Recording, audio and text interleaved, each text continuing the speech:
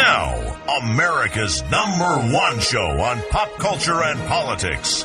This is the Michael Medved Show. And another great day in this greatest nation on God's green earth, where one of the greatest subjects for intense debate in this great nation involves the existence of God, the existence and the beneficial nature or destructive nature of religious faith, and the place for all of that for what is called the theory of evolution. Richard Dawkins insists evolution is not a theory, it is a fact. And that is the theme of his new book. It is called The Greatest Show on Earth, The Evidence for Evolution. His immediate previous book, called The God Delusion, was a spectacularly successful bestseller all around the world, with a huge number, hundreds of thousands of copies purchased, and a tremendously influential book, along with Christopher Hitchens' book. We've had Christopher Hitchens on this show many times. Christopher Hitchens' book, God is Not Great, The God Delusion, helped to launch a spirited new debate about the nature of man and the universe. And for that, Professor Dawkins, we thank you, and thank you for coming in. Thank you very much. And congratulations on the new book. Let me begin with, I'm sure, something you've been asked about many, many times. It is clearly meant at the very beginning of your book to inspire controversy. You specifically compare advocates of intelligent design who would question Darwinian evolution. You compare them to Holocaust deniers. Why do you believe that that is an apt comparison? Not so much intelligent design. My comparison is with what I call history deniers, to people who deny the history of the world and claim that the world is only 6,000 years old. That was my actual comparison. The world is in fact 4.6 billion years old. The difference between those two obviously is dramatically great. And so that seems to me to be history denial on the same scale as Holocaust denial. In both cases, the historical evidence is clear. The Holocaust definitely happened. The world is definitely billions of years old, not thousands of years old.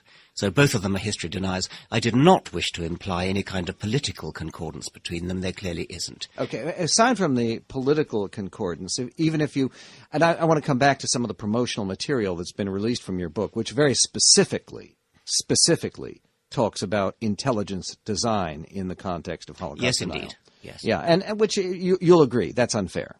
Oh, what's unfair? That it's unfair to equate advocates of intelligent design with Holocaust deniers. Yes, of course it is, and I didn't do that. I compared Holocaust deniers to young Earth creationists. Okay, so you will acknowledge that most Holocaust deniers do have an agenda that is malevolent. It's a malevolent agenda inspired by anti-Semitism. Right. Would you say the same thing about young Earth creationists? Do you think they have a... Okay. No. They do not have a malevolent agenda. No, I think they have an ignorant agenda. Okay. Yeah. So isn't it a bit dangerous and unfair to equate ignorance to malevolence? Not if you're clear, as I am.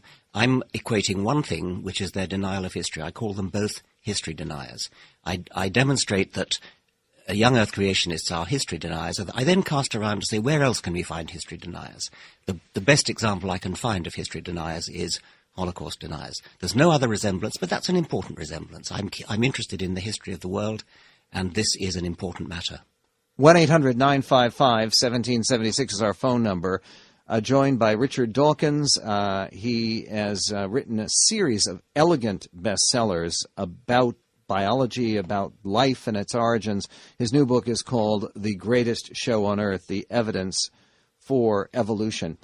I was struck recently by a column you wrote in the Wall Street Journal, and in fact I was so struck about it, I blogged about it and wrote about it, because you are put on the same page with Karen Armstrong, and a lot of the material in your column is based on material in your book. What struck me most about your column, and I think you know where I'm going, is your acknowledgement that it might be possible that in this vast, vast universe with literally billions of stars, galaxies that we know about, and many, many more that we don't know about, you acknowledge that it is possible that life in any form could be unique to this one planet.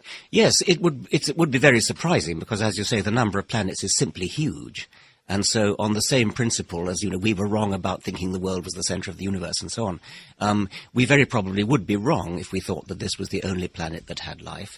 Nevertheless, it is possible, because we have no evidence to the contrary. I forget whether I said this in the Wall Street Journal. You did.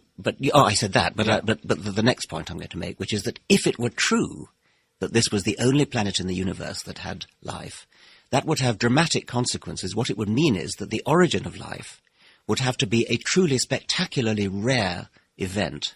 And that means that we'd be wasting our time trying to explain it. We can explain evolution, which happens after the origin of life, but if it were true that this were the only planet among all those billions that has life, then we would be wasting our time trying to develop a theory of the origin of life. I don't actually think it is true. I think there probably is quite a lot of life around the universe, although not enough for us probably to be likely ever to meet another specimen of it, unfortunately. Okay. I'm pleased to hear your acknowledgement. One of the things you said in the Wall Street Journal was you said that you cannot say for certain that life exists elsewhere, that there might be life only here, but you were very certain that if life does exist elsewhere, it would be subject to Darwinian evolution. Well, I wouldn't say very certain. That would be my best guess. I have a fairly strong hunch that certainly we know of no other mechanism that could give rise to anything as complicated or apparently designed as life. And I think it's highly probable that if we do find life elsewhere in the universe, it will turn out to be Darwinian in some sense. I mean, not in a detailed sense. It probably won't have DNA, but it will have something sort of equivalent to DNA. But there is no Darwinian means, and you don't attempt this in your book, really, in The Greatest Show on Earth, your new book, which is posted up on our website for people who are interested. There's no Darwinian means for explaining what you just talked about, the origins of life, how you go. In other words, you can go as you do elegantly in your book, from very simple unicellular organisms. You can go all the way to human beings, to us sitting here, but you can't go from dead rock to live matter. That's absolutely correct. The Darwinian theory starts when you have the origin of a self-replicating entity, something like DNA. Darwinian theory itself does not explain the origin of life. We need another theory for the origin of life. That theory will come from the subject of chemistry rather than biology, and we still lack that theory. It is a gap in our knowledge.